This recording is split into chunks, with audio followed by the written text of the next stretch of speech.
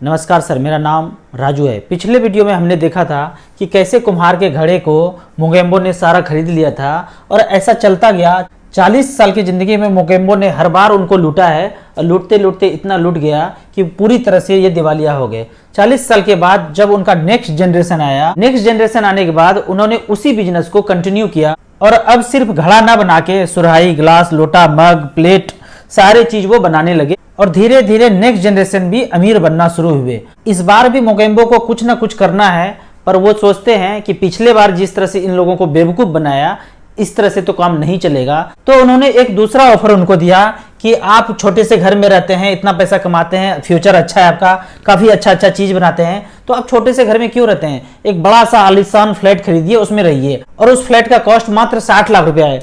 तो कुम्हार के बच्चे बोलते हैं कि इतना पैसा तो मेरे पास है ही नहीं, हम कहां से दे पाएंगे।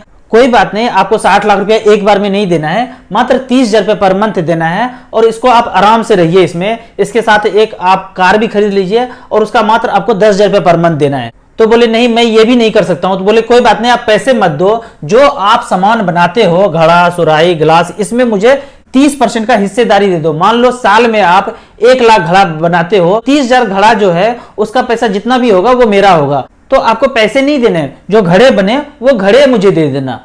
तो कुम्हार के बच्चे को लगता है कि ये तो बड़ा आसान है, बस हमको एक्स्ट्रा मेहनत ही तो करना है। 30,000 घड़ा दे देंगे साल का, या फिर जो भी सामान बेचते हैं वो दे देंगे, पैसा तो देना नहीं है। तो ऐसा करके उन्होंने घर और कार खरीद लिया। मैं यदि ये पूछूं क्या उन्होंने ये सही किया, तो सबका आंसर यही होगा कि उनको अपना घड़ा 20 साल के लिए नहीं बेचना चाहिए था। लेकिन इसी उदाहरण को आज के दौर में अगर हम समझें, तो हम भी एक ईएमआई पे घर लेते हैं जिसका ईएमआई 30,000, 40,000, 50,000 तक चलता है, सालों साल तक चलते रहता है, 20 से 25 साल तो चल ही जाता है। तो क्या यहां पे हमने अपने फ्यूचर को नहीं बेचा? जो गलती कुम्हार के बच्चे ने किया था, हम सब लोग अपने जिंदगी में यही गलती कर रहे हैं। मैं अपनी बात करूं तो मैंने आज तक कभी कोई लोन नहीं लिया और कोई ईएमआई मेरा नहीं चलता है। अब एक चीज सोचिए, जो कुम्हार को पैसे मिले वो पैसे किसी मोगेम्बो ने दिया था। जो हमें पैसे मिल रहे हैं 1 करोड़ 50 लाख 60 लाख घर बनाने के लिए, कार खरीदने के लिए, वो पैसे कौन दे रहा है? इसको यदि आप चेक करेंगे तो पता चलेगा यहां पे भी पैसा मोगेम्बो ही दे रहे हैं। जो हमारे पूरे देश में इंफ्रास्ट्रक्चर है वहां पे 20% उन्होंने उनको खरीद लिया है। ऑटो सेक्टर को मान लो 10% उन्होंने खरीद लिया है। टेक्नोलॉजी कंपनी में 30% का उनका हिस्सेदारी है। पावर सेक्टर में मान लेते हैं 25% का हिस्सेदारी है। बैंकिंग में उसी तरह उन्होंने 20% चीजों को एक्वायर करके रखा है। एफएमसीजी में मान लीजिए 25% का उनका हिस्सेदारी है। पूरे भारत के मार्केट पे मोगेम्बो ने कब्जा करके रखा है और कब्जा करने के बाद जो पैसा मार्केट में डिस्ट्रीब्यूट किया है, उसी पैसे से हम लोन ले रहे हैं, ईएमआई खरीद रहे हैं, गुलछर्रा उड़ा रहे हैं।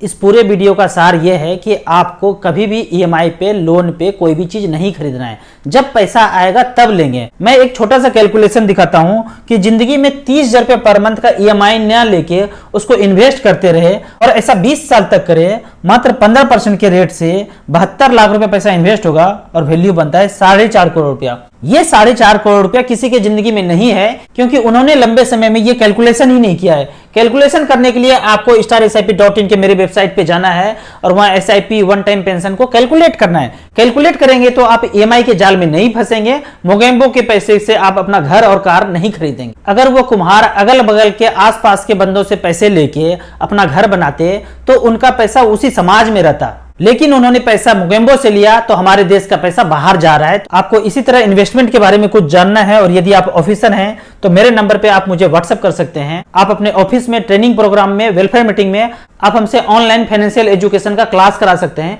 वीडियो अच्छा लगे तो आप अपने व्हाट्सएप ग्रुप में जरूर शेयर कीजिए।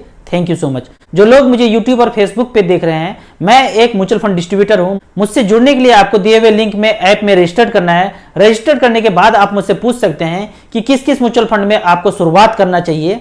जब आपका नॉलेज, कॉन्फिडेंस बढ़ जाए, फिर आप यहां पे ज्यादा पैसा इन्वेस्ट करने का सोच सकते हैं। वीडियो अच्छा लगे तो लाइक एंड सब्सक्राइब जरूर करें। Thank you so much.